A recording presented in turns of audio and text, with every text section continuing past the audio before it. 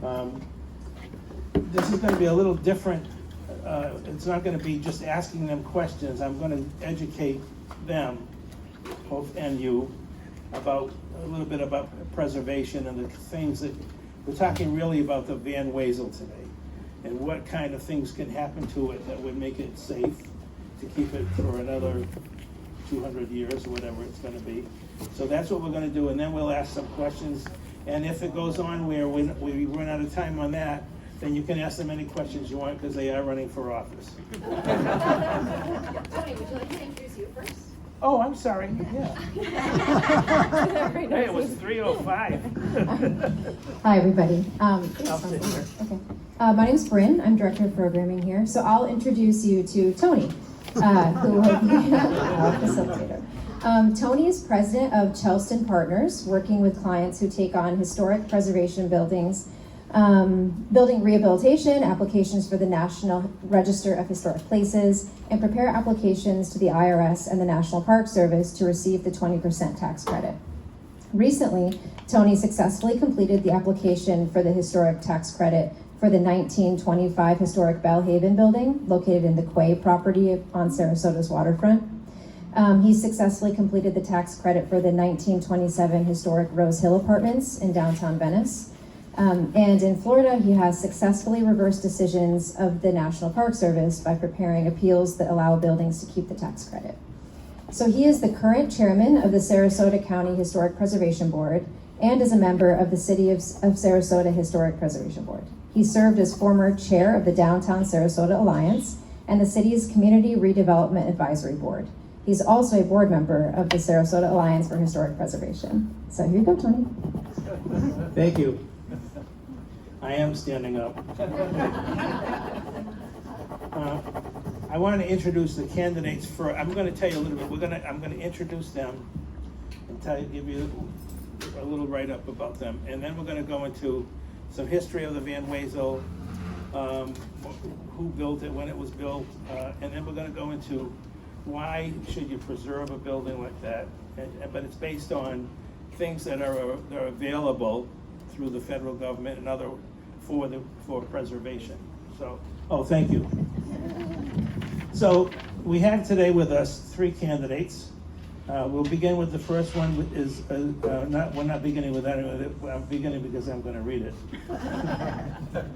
This is Jen Ahern Koch. I put you in the middle, but you can be any ways you want. Currently serving her 5th year as a Sarasota City Commissioner at large, Jen Ahern Koch's roots in Sarasota run deep. After her parents purchased a residence here in 1970, she and her mom moved to Sarasota, where she graduated from Cardinal Mooney High School. Doesn't everybody graduate from Cardinal Mooney? Before earning her bachelor's degree in internal affairs at the American University in Paris and a master's of international affairs from Columbia University in New York City. In 1996, she and her husband and 2-year-old son settled in Sarasota permanently. She served as vice mayor from 2018 to 2019 and as mayor from 2019 to 2020. She is an active member of the Florida League of Cities and has been honored with their Home Rule Hero Award for 3 consecutive years. She is also currently serving her 5th year on the Utilities, Natural Resources, and Public Works Policy Committee as vice chair. Chair. Needs to be updated. Oh, you're chair. I'm Okay, chair. all right. Okay, next we have Dan Lobeck. Attorney Dan Lobeck is an attorney who is the principal owner and managing part. If you don't know him, I'd be surprised. Notorious. He is an attorney who is principal owner and managing partner of 5 attorney law firm in downtown Sarasota.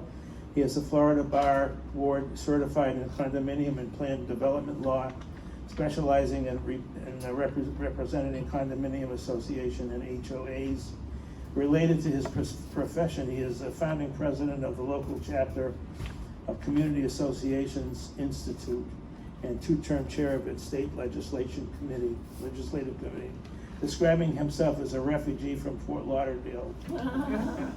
Dan moved to Sarasota in 1982 after searching the state for the best place to live and work on earth. He founded an office here for another firm before starting and building his own law practice.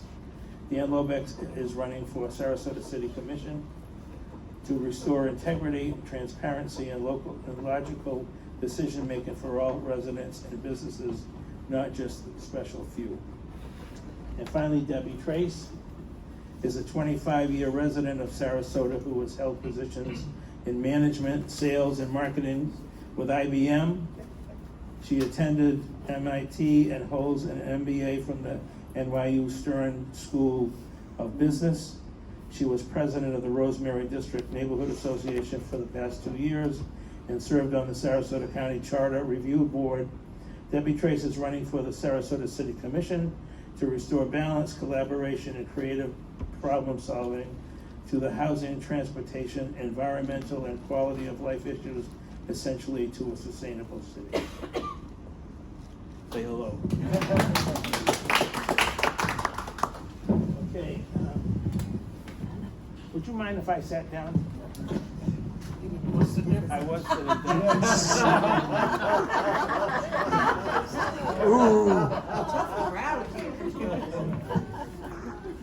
You know, I'm from New England, so you have to get rid of the shot jokes.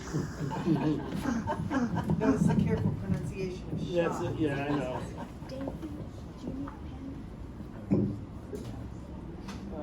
Let's see. I'm going to give you a very short history of the Van Wezel. The complex was constructed in 1968, one of the first performing arts halls built in Florida, even before Tampa, St. Petersburg, and Clearwater. It was funded jointly by the city of Sarasota and from philanthropists Louis and Eugenia Van Wezel, and celebrated its 50th anniversary in 2018. After 54 successful years later, it deserves to have its history and its very unique purple seashell-shaped theater recognized by placing it on the National Register of Historic Places. That's what we're going to talk about later on.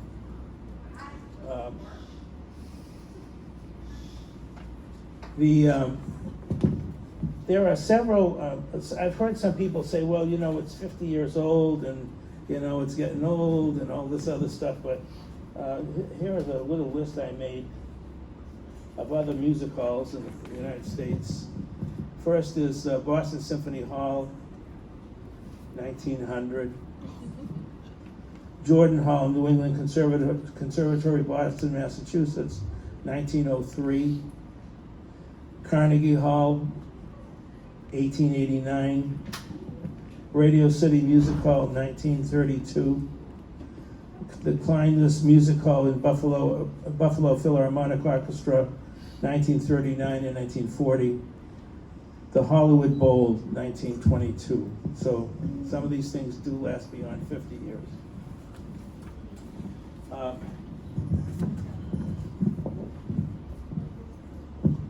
The architect, people, they think of Frank Lloyd Wright may have done it, but he was already dead for 10 years. But architect Frank Lloyd Wright was an American treasure whose firm, Taliesin, I could do it this morning.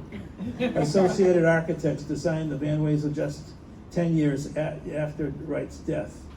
His brilliant work continued in his family, run by his son-in-law, architect William Wesley Peters, who was his first protege. He devoted much of his career to preserving and promoting the work of Frank Lloyd Wright. He collaborated with him on his masterpieces, Falling Water and the Guggenheim Museum. So the son-in-law was no schlep. You know, he could be recognized as one of the great architects in American history. I want to tell you a little story, and then we're going to go into what is the National Register and some of the preservation things. But I was a director of an organization called WHALE in Massachusetts. It means Waterfront Historic Area League. We weren't that stupid to call it WHALE, just for the sake of that. It's the whaling capital of the world. But we had an after-school program for kids. and it was about history and architecture. And we got a grant from the American Institute of Architects, and each child wound up with a coloring book like this with all the historical houses in New Bedford. And each kid was asked to take on one of the houses along with teachers. And the age was from kindergarten to 5th grade. So you can imagine what it would be like to try to teach kids that age about historic preservation. They loved it. They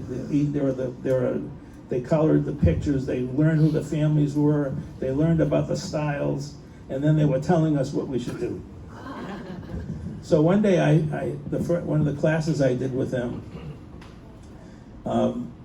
was about historic preservation, and this class was kindergarten through 5th grade. And I told them about why are we going to save these buildings and all the other stuff, because they were important historically. But to make a transition to what they would understand, I said, how many toys do you have? Oh, well, a lot of toys. We have a lot of toys, mostly all over the living room floor if you have young children. And he said, well, I said, well, do you have a special toy? Yeah. And I said, how did you get that? Oh, my Nana gave it to me, or my uncle. Why do you like that particular? Because they gave it to me. That I would never get rid of that. So I said, well, if we go back to talking about buildings, and I showed them pictures of buildings being burned through fire, and bulldozer taking down some of these historic buildings, and these little kids were astonished that that's cruel. Why would they do that? I said, so would you ever burn or bulldoze your little toy? Never. We're going to keep it forever. I said, we're going to do the same thing with these buildings, but we can't save them all. We only save the teddy bears.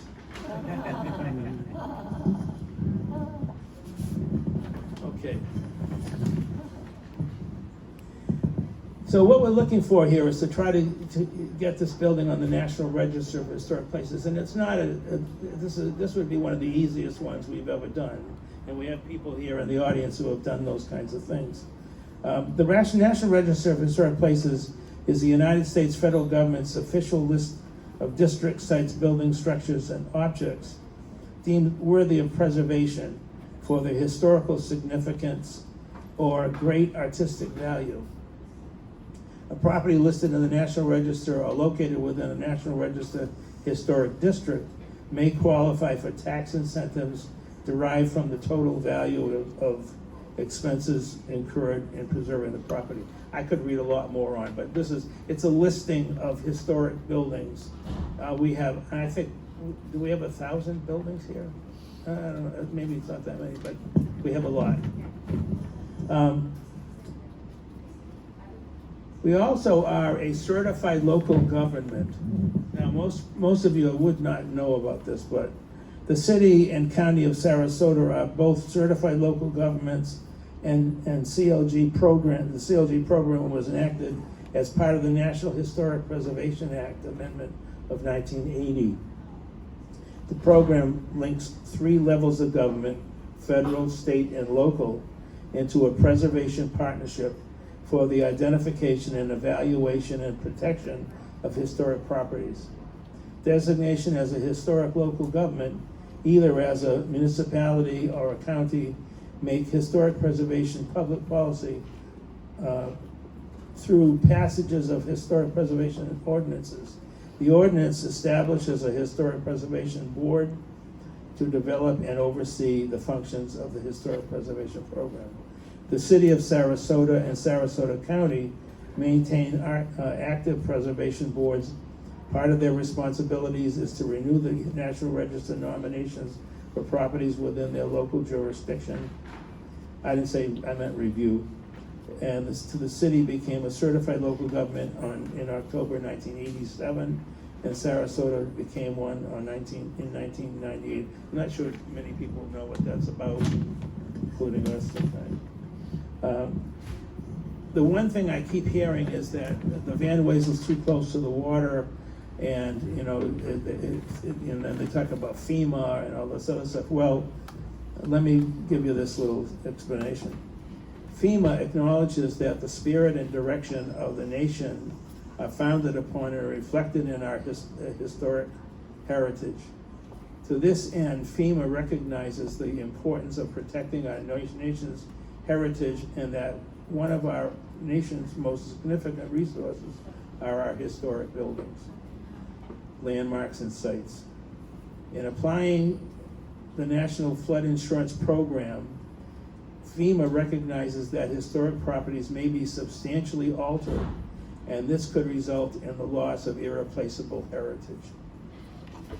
FEMA regulations provide significant relief to historic structures as incentives for, for property owners to preserve these assets as a living part of our community and to maintain the historic character and historic integrity of the historic structures that they own.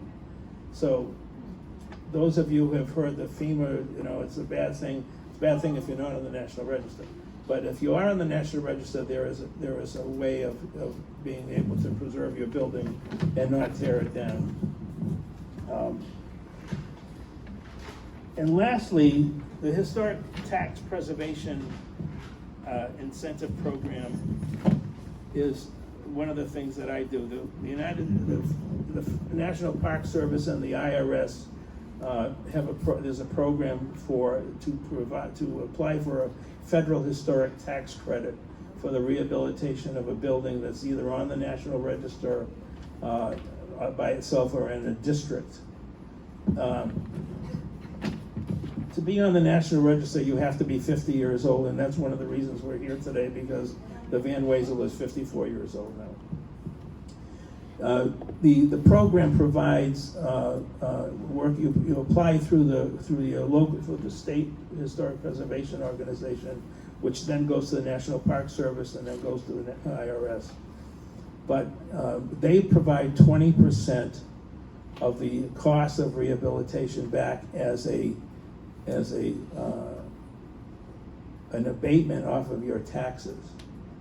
So if you restore, let's say you take a building that's worth $1 million, and that's small for these things, let's say it's $1 million, and you're gonna do $200,000 worth of work on that building, then that $200,000, you won't have to pay $200,000 in real estate, in your regular IRS taxes. And for the next 5 years, you can write off 20% of each one of those. So there are structures in this country that are worth multiple billions of dollars, and they go for the tax credits. So the tax credits are a real gift to provide money for that rehabilitation. There are rules and regulations. You have to follow the Secretary of the Interior standards for rehabilitation. You have to have consultants like me work on it, because it's not the easiest thing in the world. But they come out as beautiful buildings and can have a new life to them. And they don't make you. You're not restoring a museum. You're restoring a building that has a future to it. You have to save all of the elements in the building that are important historically. But that doesn't include, bathrooms and heating systems and all that stuff, which also comes under that law for historic preservation. So, let me get my list here.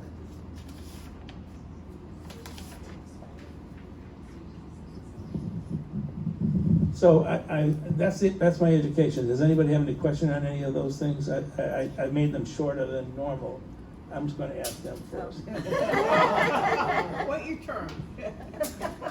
So did anybody not know about any of this stuff, or yes, ma'am? Is the Van Wezel tax though? Is it in? No, it's owned by the city of Sarasota, and it's a non-tax paying thing. Yes, sir. Wouldn't the city have the ability to syndicate the project and sell those? Yeah, tax credits? I should have said that. If you're a nonprofit organization, He also knows how to do this stuff. We also got our degrees in the same college the same year, even though he's older than I am. We, if you're a nonprofit, I ran a nonprofit in New Bedford, and we got the tax credit. We couldn't use the money because we were a nonprofit. But what you do is you syndicate that. That is, you sell that off in the market. Banks, as a rule, love to buy those tax credits, but others will do them. And so they give you the money of what the tax credit was worth, so that's more money you have in your pocket to do the rehabilitation. And then they get the write-off on the taxes, so it works very well. Not many people know about it, and not a lot. Many nonprofits actually. I would say probably more nonprofits than anybody else do historic tax credit work, because they're usually things that are people-owned, such as churches and whatever. Yes. So that was very interesting information. You're not doing anything about it. What do you need to hear from whom? I'm asking this group, after I do my questions, to do something about it. Thank you. Okay. So, do you have any questions before I sail into you? I'm not going to sail into you. Other than the fact that it's old, Yeah. and it's, it's iconic in terms of. Yes. And it's purple. And it's purple. It doesn't seem to line up well with principles of Frank Lloyd Wright in terms of integrating well into the environment. So the fact that it was done by his relative, his son, I get it, but is there anything architecturally unique inside that we don't see that would make it special? Well, that's yet to be determined. I mean, I can give you all the reasons in the world, but it's 54 years old. In my world, we would consider that it's a cool building, whether it meets all the standards or not. And it's over 50 years old, so it qualifies to apply to be on the National Register of Historic Places. If it gets on the National Register, it has all those other things that they can work out to save it with FEMA and all the other stuff. Yes. I was just gonna add that also buildings can qualify for the National Register in one of several categories. Architecture is one category. Yeah. But also its cultural significance, the fact that it's associated with significant events in our history is another one. And I think it would be an equally strong candidate for that classification. But as Yeah, Tony said, there are some that go on the National Register because they were the work of a master, an architect who was well renowned in this stuff. We have seen applications for the National Register for buildings that were far less historic than we would consider the Van Wezel. So it's an opinion by people, but I'm telling you, I think it qualifies to be on the National Register. So, what? Yes. I was on the city commission in the late 90s up to 2001. At that time, we did a major renovation of Van Yes, you did. We spent thousands of dollars. We built a stage house. We enlarged the grand foyer. We did a major amount of work, and the goal was to provide a 50-year lifespan for Van Wezel. So when it opened as a newly reconstructed, renovated building, I believe it was the year 2000. I came out of Somewhere, office in 01, yeah. so it was 2000. And it was met with great pride and great thrill to see this new building, a relatively renovated building, come into action for a lifespan of 50 years. So I'm saying to you today that we've got 30 more years in that building. I do know about the FEMA problem, and I do know that there are lots of forgivenesses for Yes. FEMA for structures that are built close to the water. So I am here as an advocate for saving this building, which I kind of assumed from the day the Bay Park started talking about it that it would be continued in some sort of use. I'm very fearful of that. No one has officially said they want it to be torn down, so I'm not here today. No, and I You know, realize that, but I just wanted to say that. And we're talking about the Van Wezel today. We're not talking about the other. Okay, well, let's talk about the fact that it's got 30 more years. And there was a couple who gave $1 million to that particular renovation. So there's been a lot of private money that goes in there. The penny sales tax. And Yes. that time was renewed. Yeah, Absolutely. And a big that's right. part of it was. That's right, that's right. I wish I remembered the money that we put into that. So the question I have for you is because if you all get elected to the city commission, it is the city commission who's going to be the ones who begin the process of getting this on the National Register. And so I guess I'm going to ask you all, what do you think about that? Oh, I definitely agree that we should apply to Yeah. get it on the National There's a mic, Register. right? Oh, Sorry. Well, I'm saying yes. Yes, what? I agree wholeheartedly that we should apply to get it on the National Register. okay, Jen? Yes, And you had a question too. So. yes, I do have a question. So yes, I also agree that we should apply to put it on the National Register. I didn't know why we would wait to do that. But my question to you was about, you said in order to do that, we would have to restore and save elements that make it historic. No. I said that you could apply for funding through the tax credit funding from the National Park Service and the IRS to do that kind of work, but it's the one is not. They're two separate things. Okay, You don't have to do anything to the building if you don't want to. okay. So I was just wondering, in your opinion, what would be those elements that make it the building that it is? I mean, obviously I have my own opinion, but you're the expert, and so I was curious from you, what do you think are the elements that make it what it is and historic? Well, believe it or not, there's sometimes they allow things that you could be very surprised that they would allow to do, and that would be to reconstruct the interior for another use and save the external part of it. They require certain elements of the building to stay intact, but the right architects and the right people in the Park Service can stretch that out to make it happen because they want to save the building. They could help with any water protection, for instance, or it doesn't have to be just historic preservation stuff. But if it needed a new roof, it needed different kind of windows put in it to protect it from hurricanes that were made to look like historic windows, they could do all of that. I mean, it's pretty reasonable what you can do. And if you get the right architect, they can sell it to anybody. But the Park Service is very good to work with, I have to say.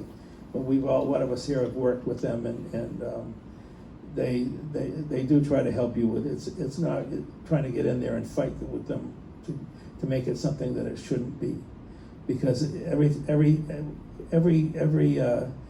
one of these buildings has a use, but the use can change. Did you want to continue? Use it. So Tony, the question is limited to applying for historic designation? Yes, part of And we'll that. talk about other aspects. Yeah. Well, yes, clearly. But in order to be able to do that, we got to get out of this horrible contract that the city commission approved on a 3-2 vote, Jen and the mayor, Arroyo being the two, because there's language in here that we can go over that effectively would prohibit, I think, the historic preservation of that building. I don't necessarily agree with that, but I mean, I'm not involved with it, so We can go over the language. Yeah, but we're not here to talk. I don't want to put one building against the other. Well, I'm not either. Yeah. I'm not either. And we have the city manager here. Maybe he might want to say something. I mean, just to step a toe into that water. Yeah. You can have both, but the problem is this agreement doesn't allow you to have both. And I think in terms of funding a new performing arts center, that's an open question, Yeah. which can be deliberated. There's more tax increment financing money coming in, but the current idea of paying for it with ticket sales, I mean, that was nonsense from the beginning. And I favor a public referendum with a general obligation bond. Let's see if the people will fund the new one. And there's other things about getting the money up front from the donations, so it doesn't just dry up when the building is half built. But the problem is this contract, okay? And this dates back from the beginning of this whole scenario, when the Bay presented its glorious plans for the Bay. And phase one is just amazingly great. But the purple building wasn't there. Okay, it was obliterated. And Harold Bubel, you might recall, the real estate editor of the Herald Tribune at the time, launched a campaign on that. From day one, I was raising holy hell, which sometimes I do too much. And I met with John Thaxton about this, and he used his leverage through the foundation to get it put back on the map. But the agenda from day one has been not to preserve the building, and the Bay did a survey with all the walkarounds. Do you want to destroy the Van Wezel, or do you want to keep or repurpose it? A combined choice. Okay, 85%. So since then, it's been all about, well, let's repurpose it. This contract prohibits it to be used for performing arts in any way that would compete directly with the new building. And any show is going to compete. You buy a ticket to that rather than the other one.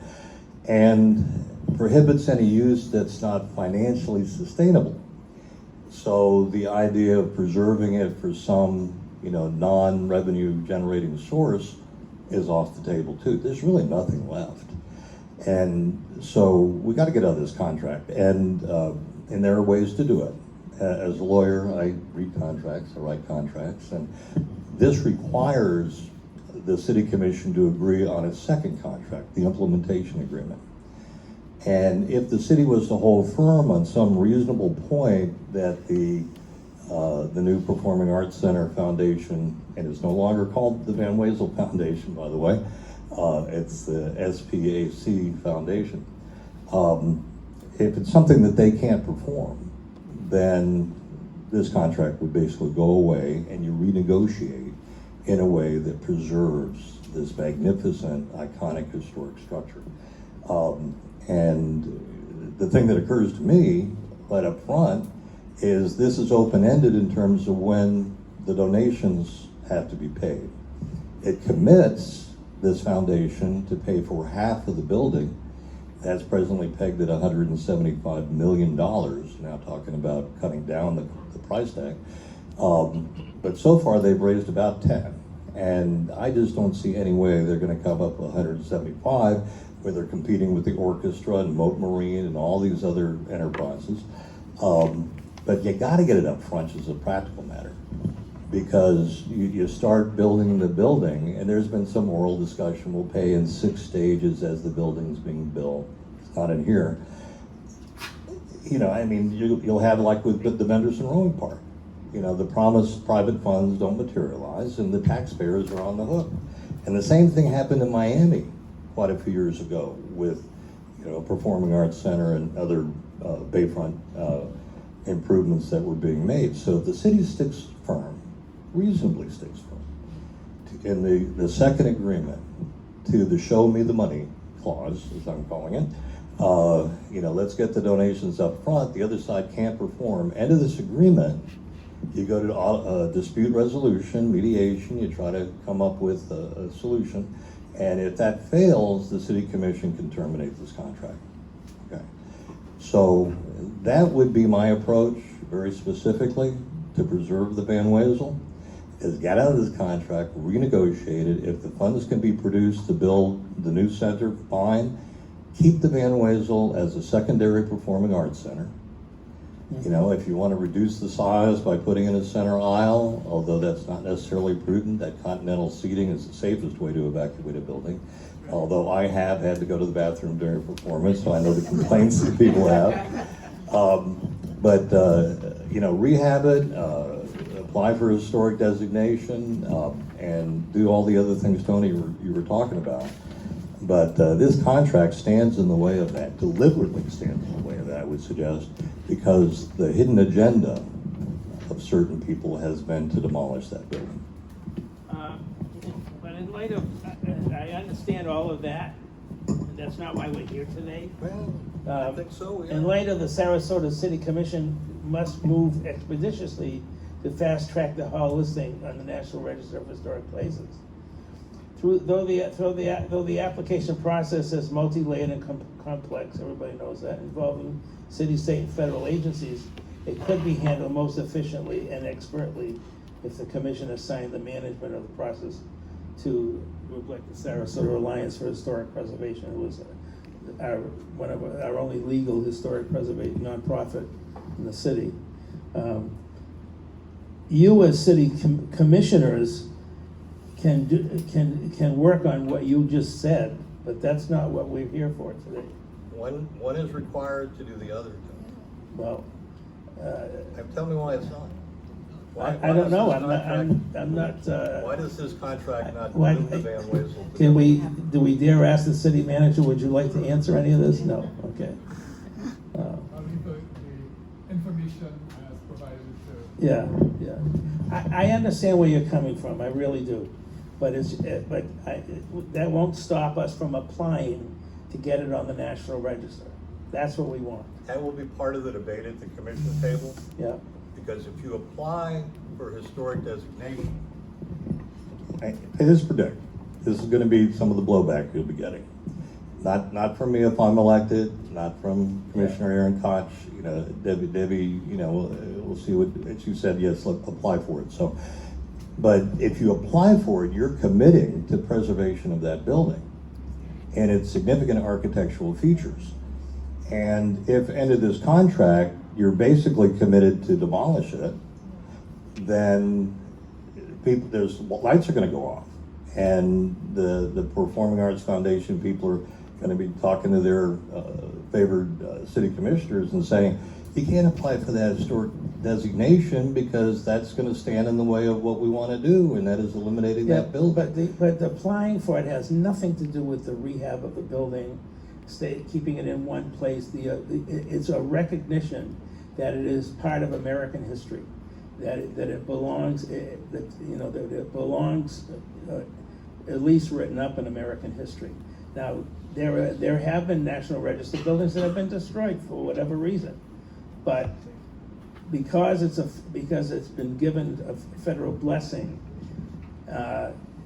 the only time anybody's going to publicly be able to tear it down is if they're going to put a highway through or something like that. Yeah. The city, in the case of the Belhaven, made that building become available to rehab. They would not let somebody go in and tear the building down. Let me ask you, Yeah. I mean, if it gets a National Historic designation, Yeah.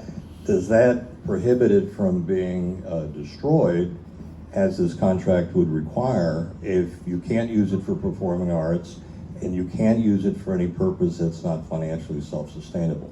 Would that overrule this contract? A building can be destroyed. Just because it's on the National Register does not mean it cannot be taken down. But you'd have to go through a lot of information, a lot of applications and so that to get it down.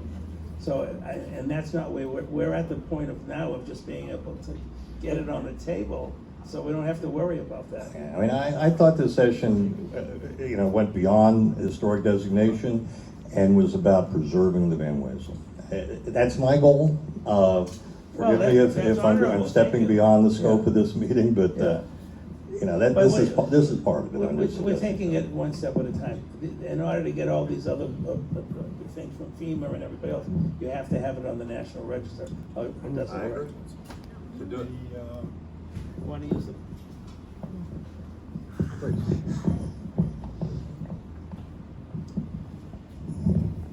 This is a short board, I think.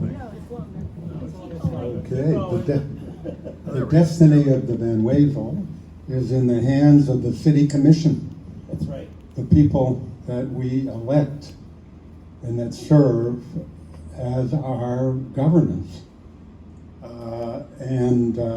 I believe that they kind of abrogated that responsibility by delegating to another unknown entity all of this authority to run this gigantic program. But that, I want to stick to Tony's agenda, but it's related directly because the key argument for creating this replacement is the argument that the Van Wezel cannot be sustained because FEMA regulations will limit further investment, if it's needed, to maintain and rehabilitate this building. However, as Tony points out, if it is listed on the National Register, that argument goes out the window. So it's back to the commission to deliberate on a fair playing field what the merits and demerits of replacing that building would be. And they will have the power, whether it's through Dan's proposal in the second agreement, or just to walk away from that agreement legally, for which I believe is an unlicensed authority in this jurisdiction could be done. We're not here to talk about that today. Right. Yeah, but, you know, it is a premise, and it is a necessary condition to move forward with the preservation. Placing it on the National Register gives it a lot more strength to keep its feet on the ground. No matter what happens with a music hall, whether it gets built or it doesn't get built, and whatever it's used for. But I'll give you an example. Restoration Hardware is now looking for historic buildings around the country. They're changing their whole. It's a furniture store basically, but they're actually now creating boutique hotels, small stores, and they want to do them in historic buildings. So I have actually written to the president of not about the Van Wezel, but just to get more information on it. It's very interesting. You can't, every city has a past and a present, and if we can't destroy the past, we just can't. And we in Sarasota, we tear down 100 houses a year. 100 houses a year. At least that was given to me by Dr. Cliff. And not all of them were, that doesn't mean they're all historic houses. I'm not trying to say that we're destroying all the history, but some of these projects, I don't want to bring up the one on Palm Avenue, but that's a project that's on the front line right now. That should not be demolished. That really should not be demolished. But we still have to go through, it has to go through the commission to make that decision whether, I'm a member of the local preservation board, and we voted to not allow the demolition. So now they're going over our head to go, they will go over our head to go to the city commission to ask you to do it, and sometimes they go against our decision. Indeed. Most of the time. So. You'll get one more vote if I'm elected. Yeah. Yes. Just to educate me, when you apply for historical standing, is as part of that application process an obligation to do anything to the building to fix it, or can you get the recognition without doing anything? Not necessarily, no, not at that point. If you get to doing the historic tax credits, that's a whole different story. But just to get the designation, it could just continue to exist as it exists today. Yes, it could, unfortunately, yes. Can we hear from the candidates? Yes. What I'd like to do now is, because I don't need to ask them any more questions. I want you to ask the questions. And if it's beyond even the Van Wezel, you can ask that question as well. So before we get to the candidates, I still am not clear as to the answer to my question. What's the next step? You have to get to apply for historic preservation. You have to be directed to do so by the city commission? Yes. Thank you. That's the answer.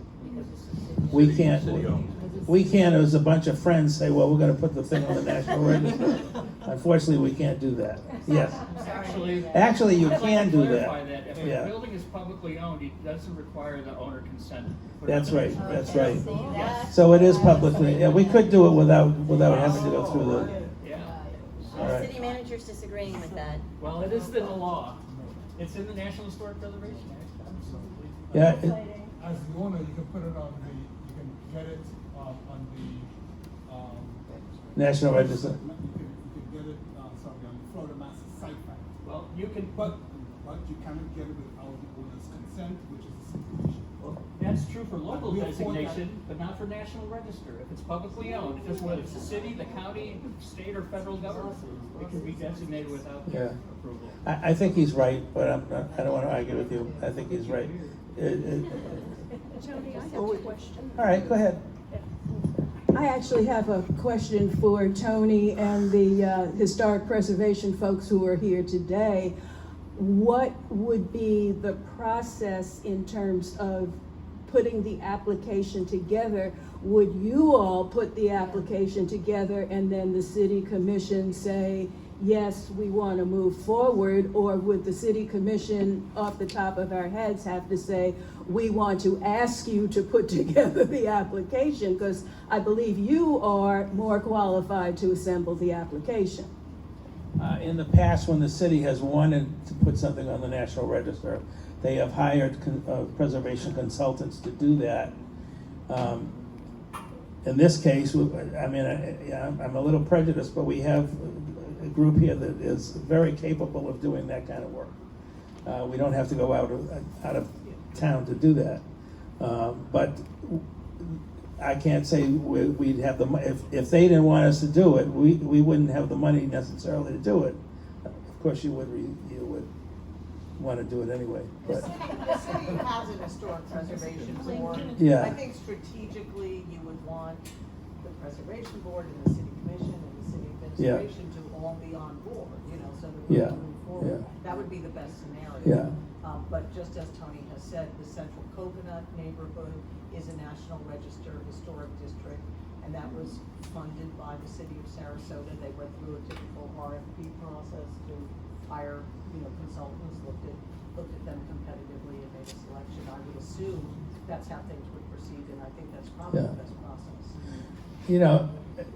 Believe me, I can tell you, if for some reason that gets torn down, we're going to have the third part of the story between the Ringling Hotel, the what do you call it, the thing that was on the beach, Lido Casino. I mean, come on.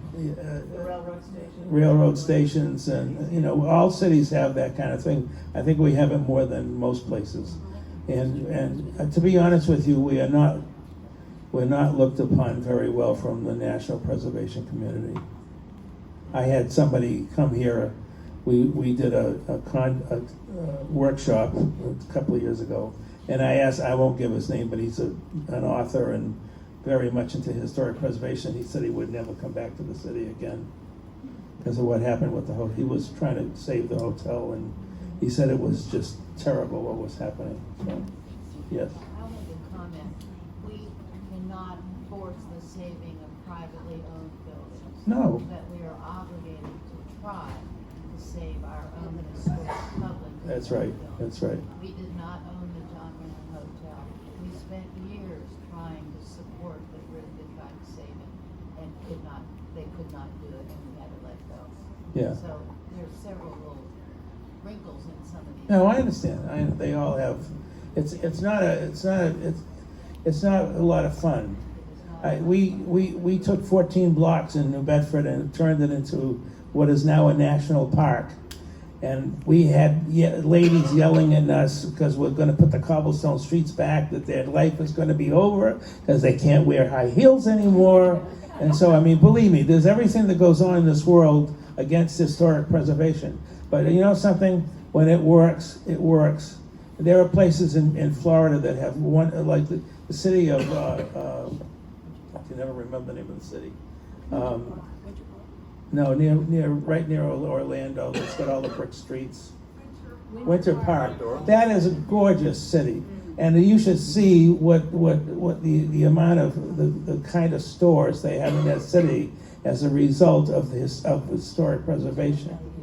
It's a wonderful place, and Sarasota could be the same way. We had brick streets, we had all that kind of stuff. You'd have to make the decision to, let's go back in time so we can go forward. That doesn't mean you're gonna tear down every new building and so forth. That's not what it means. Yeah, the brick streets are still there, it's just asphalt. Yeah, I know, but yes. That's a whole nother subject. I know. Now, I'd like to turn this over to you. You can ask them any kind of question you want. If it's with preservation, that's fine, but you can ask them anything else, because we have 5 more minutes. Can we just speak generally to historic preservation and how we feel about that? That was the one narrow question we addressed before. Okay. Maybe since people care about that. Yeah. I'm just the moderator. You can do what you want. All right, so I guess speaking just generally about historic preservation, I am a strong advocate for historic preservation, of course, when it makes sense. I have been told by experts that pretty much any building can be repurposed, reused, or restored. It's just a question of money, and it's a question of will. And I think we as a community need to decide what buildings are really important to us in telling our story and in preserving our history. I think we are so fortunate to have a number of important structures in our community and in our city. I have fought to save buildings and have been heartbroken by most of them. Most recently, the Palm Apartments on 2nd Street, and others. Hache Drive was another one. Where, once you have these buildings and they're gone and they're destroyed, they are gone forever. Their stories aren't gone, but the buildings are gone. And I will never forget the quote. I'm not going to name the architect who said it to me, but he said when we were talking about efforts to save another local building that did not get saved, he said, "You don't go to Rome to visit a CVS." So once I was elected, I immediately got in touch with the Historic Preservation Board chair at the time, was Christopher Wilson. And he was talking about some of the difficulties the Historic Preservation Board had in actually voting to save buildings. So we asked for a review of their standards, and that changed. It didn't go as strong as I would have liked it to have been, but it was an upgrade. So that was a step in the right direction. I think a lot of the historic successes that we've had, Amaryllis Park is a neighborhood association, so we're going through that national designation right now. It's in North Sarasota. It's one of the largest in the country intact Black neighborhoods, if not the largest in the country. And if you look at the neighborhood and the map, building after building, lot after lot has a green dot, and every now and then you'll see a red or an orange one, which means we either don't know the story or it's not significant. It's ginormous, and that is of such incredible value to our community, to our children, and to our future to continue to tell those stories. And so that is something that I strongly support. For me, specifically the Van Wezel, personally, I feel very strongly about the Van Wezel. The structure, I have my own personal history there, my own personal memories. I'm not really thrilled about outing how old I am, but I do remember going there. I remember the efforts to have it built and constructed. So I am in strong favor of repurposing, reusing, restoring, historically designating. I don't want to see the Van Wezel leave our shoreline. I don't want it to leave our skyline. I don't want it to be gone from our story, from our history. For me, the Van Wezel is just an iconic building in our city, and it is something that I would like us to do every effort we can to preserve it, whatever that takes. Can we reuse it as a performing arts center? Can we reuse it as something else? Can it be something that really continues to add value to our city? I hope so. If it's as simple as it being a big umbrella and we can embrace it that way as well, if that's an option, then fine. But I really feel very strongly about preserving the Van Wezel, and would not be in favor of not designating it and not looking into turning over every stone to see what we could do to repurpose and save that building. I could go on for a while, but I won't. But one other success that we did is Hawkins Court, just a brick street in Laurel Park. Yes, I see, yeah. And so we have these dots throughout our city, and I strongly support But you know, preservation of that. the one that bothers me though is the Overtown Historic District in Rosemary District. That was the African American history here, and all those buildings got torn down, and they were on the National Register. And the garden, yep. Mhm. So that doesn't mean you can. It's not automatic that you're going to save the building. Right. So who do you At want least next? we're trying to give it the first step and first chance. Yeah, I have always been in favor of historic preservation, and I did want to point out, Jen alluded to, it's not just, and Lori did also, it's not just historic, it's also architectural significance. The interior of a building might be significant and worth preserving, and if you go through some of the buildings, the interiors in the Ringling Museum, you'll see these significant interiors that were worth preserving.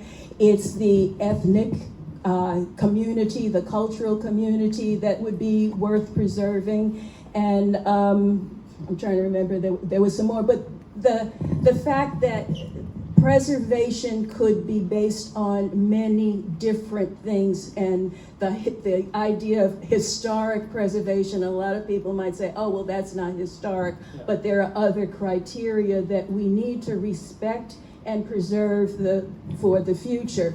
And as Jen also said, we also want to, where necessary, repurpose and reuse. There may be buildings that are no longer viable for their original purpose, but for many, many reasons, we want to preserve them and keep them, and we will come up with ways to repurpose them so that we can use them and treasure them forever. So I am fully in favor of that.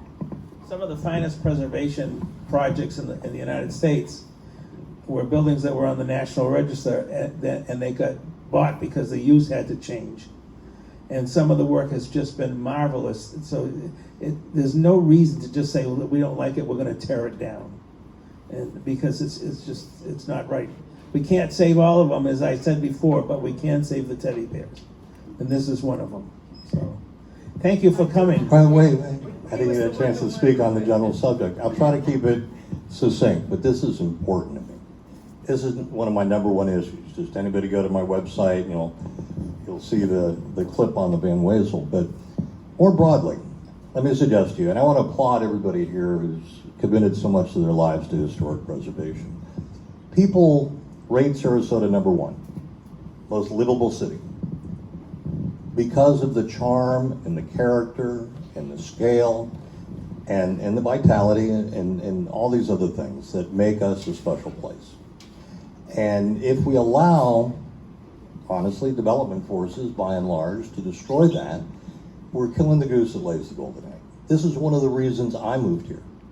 And that's one of the reasons I've spoken at some public hearings about preserving historic buildings.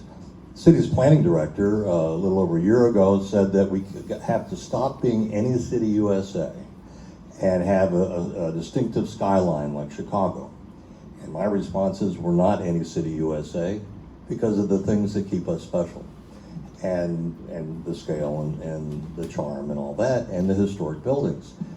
Some of you probably know this, that the people of the city of Sarasota voted in a referendum to keep the Lido Casino, upon which certain backroom forces got the city commission to demolish it.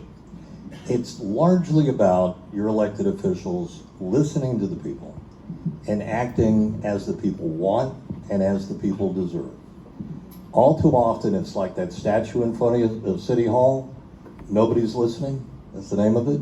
You got one city commissioner who is, but I think you deserve two. You deserve 3, 4, 5.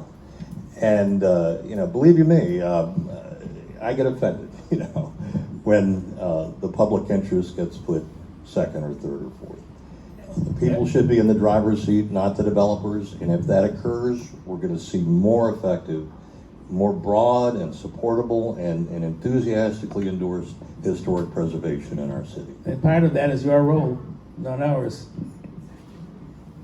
You have to approve some of these things. I'm not saying you personally, but if you get elected, that's part of what you're gonna be, your job is. Thank you. Thank you. Before we go, we're actually gonna open it up to you guys to ask them. Well, I tried to, but Does anybody have any questions? I do. Yeah. You have a question, you always have. Go ahead.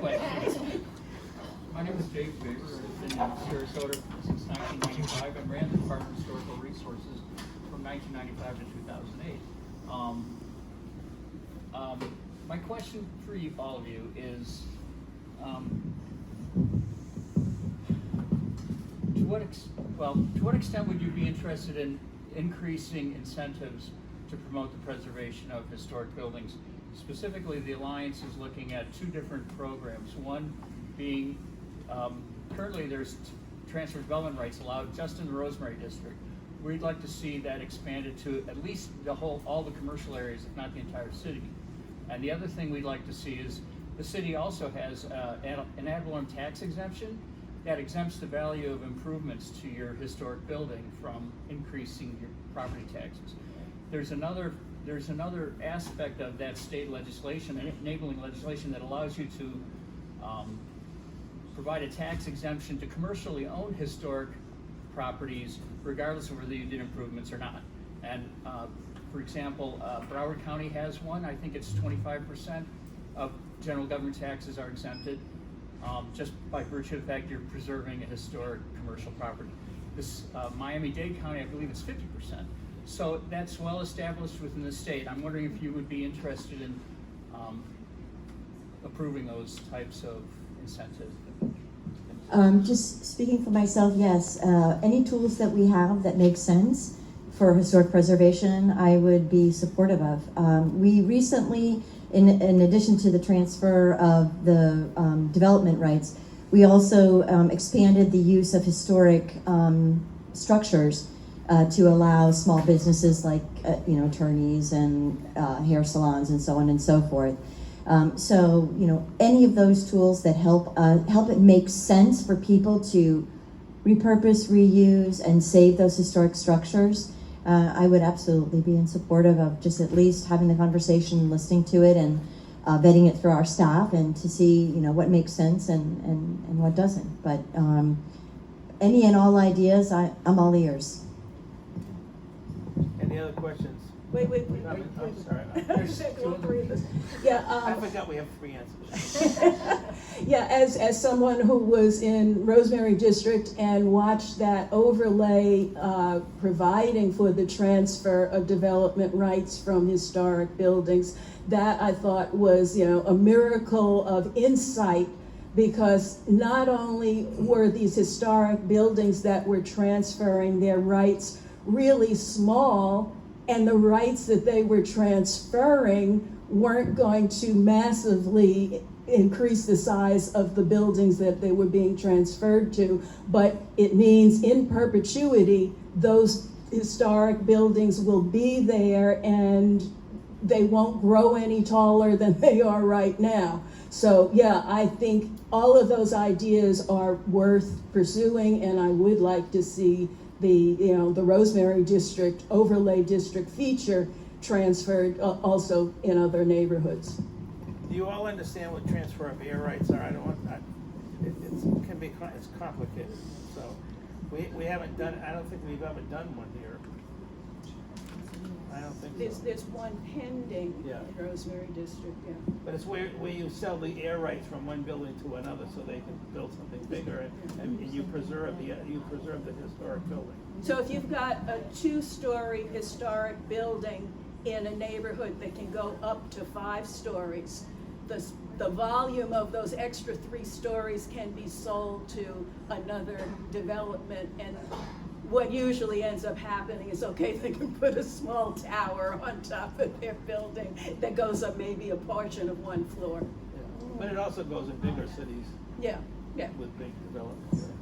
Yeah, just briefly, I very much support the kind of incentives that you described, property tax abatement and the rest.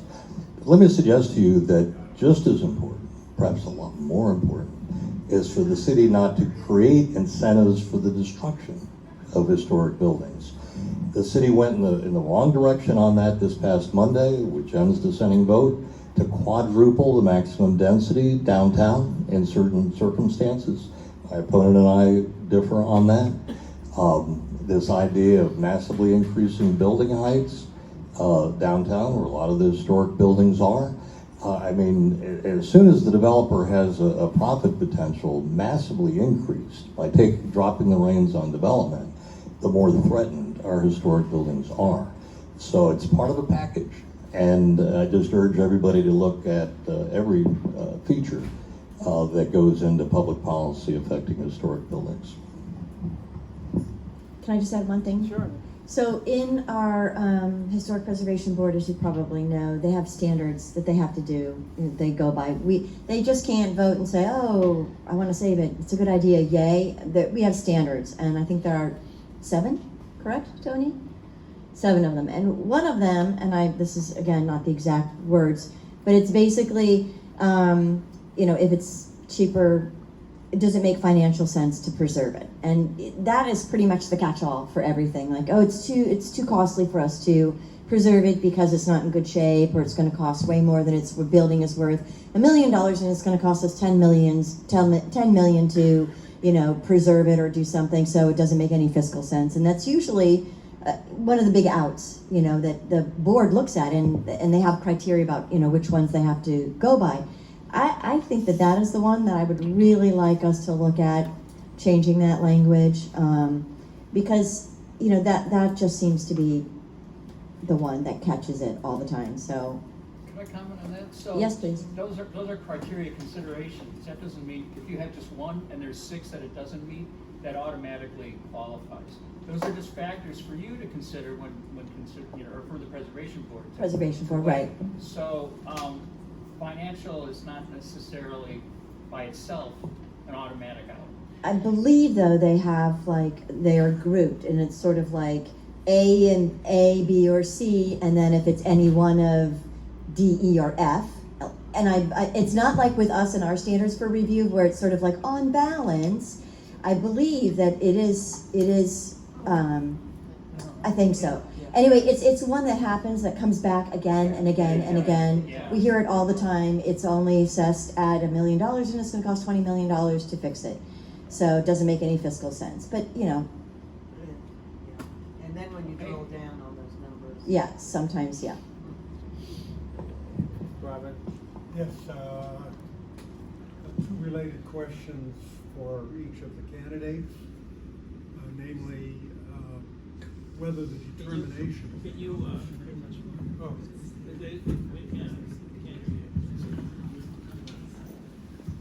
Two related questions, whether the determination of this very question, preserving the Van Wezel, should be left to a blue ribbon committee, and if so, whether the commission should be in charge of the choice of the membership of that committee.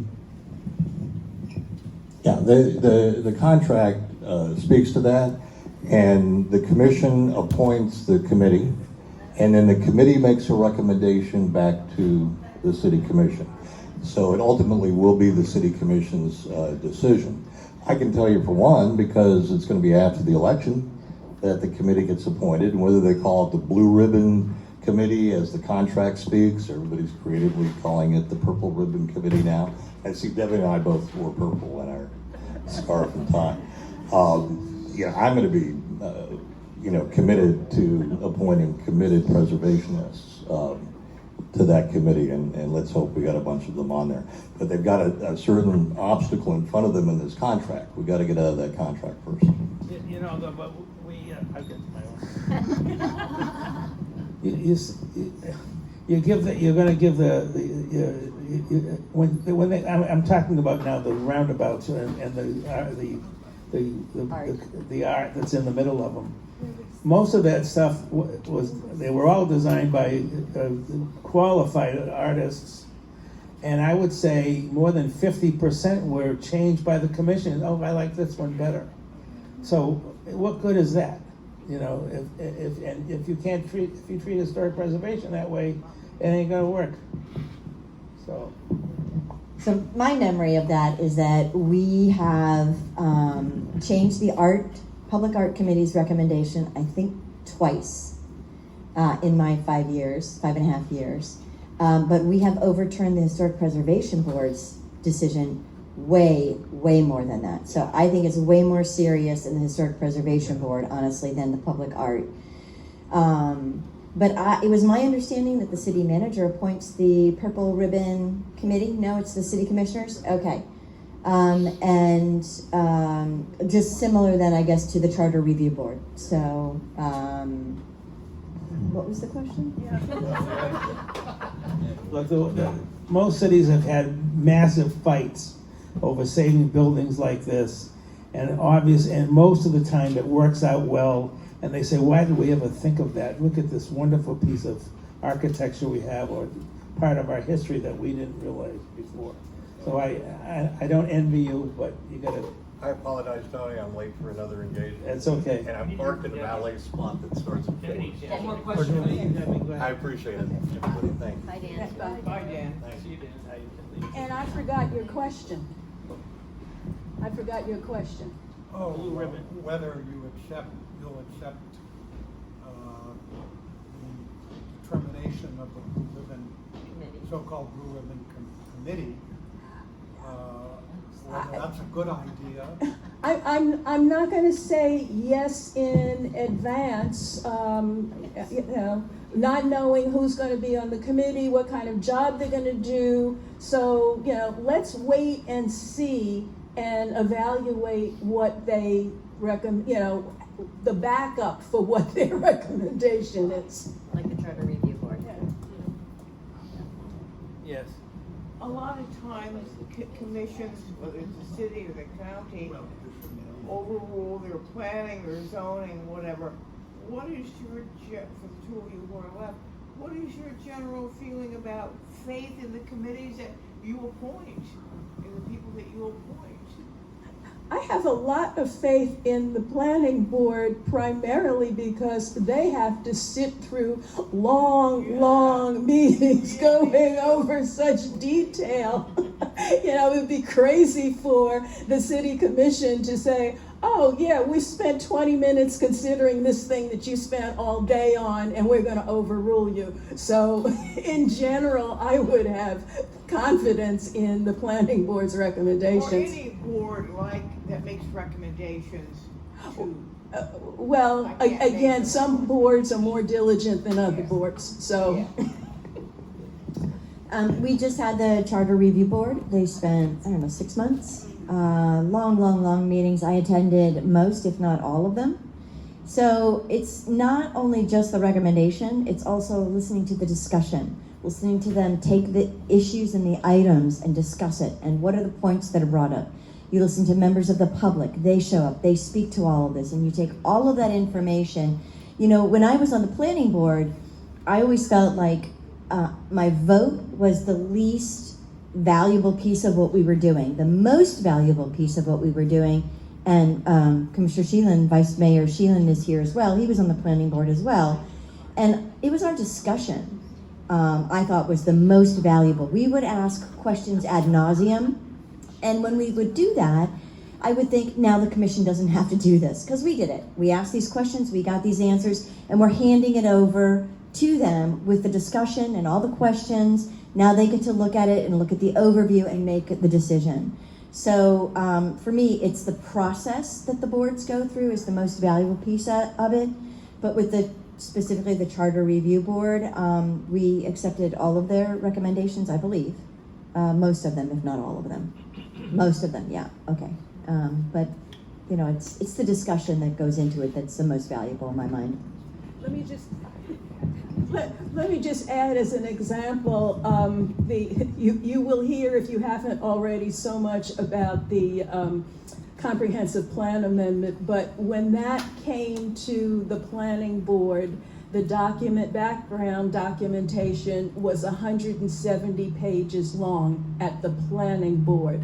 Based on the discussions and the Q&A at the planning board, by the time it made it to the city commission, it was 279 pages long. So it gained 100 pages based on the planning board's discussion. So, you know, why would we ignore what they have gone through? And Why would they? But it's done. Okay, do we have anything else? Behind you. I'm sorry. Oh, way behind me. Yeah. So yeah, I could just, can you guys hear me in the back? Yeah. I'll use this, but I don't need to, thank you. We have some, You think you don't need it. can you guys all hear me? Use it. Not everybody can use it. Oh, perfect, thank you. So the largest corporations increased their profits by 66%. The largest increase of profits, ever to record. While we have an inequality gap that's gotten wider and wider, beyond any records. Is there something that we could think about, like using, hemp insulation, which is antimicrobial, antifungal, flame resistant? I had a friend and his whole family actually, die in a house fire, unfortunately. And hemp material would help this inequality gap be mitigated astronomically. 1942, the Department of Defense and the Department of Agriculture put out a 10-minute video, Hemp for Victory, and I highly recommend you watching it. But is that something that can maybe be thought about when reconstructing different buildings at Van Wezel, if we aren't going to preserve it because of how many people are dying, not only from fires, but also from the molds, the fungi, and I do want to say the geothermal ability to keep hot air out is amazing, which, people are dying from hot air as well. Is that something we can think about? Yeah, absolutely. And any building that's being restored, if there's a better product, they use the better product. The National Park Service is not going to want to use something old that doesn't work anymore. They are going to allow what's the most contemporary Well, it's funny product. you say that because people have been proving that hemp insulation, hemp material is the most superior insulation because it actually petrifies. It gets harder over time, and the carbon sequestration factor. Finally, after decades, the Department of Energy actually did listen to us, and the ICC gave us approval for 2024. So I do appreciate you making that point. Thank you. And congratulations on what you've done. Thank you. It's not me. It takes a legion, right? Yeah. Yeah. Well, thank you very much. I think we got to yes.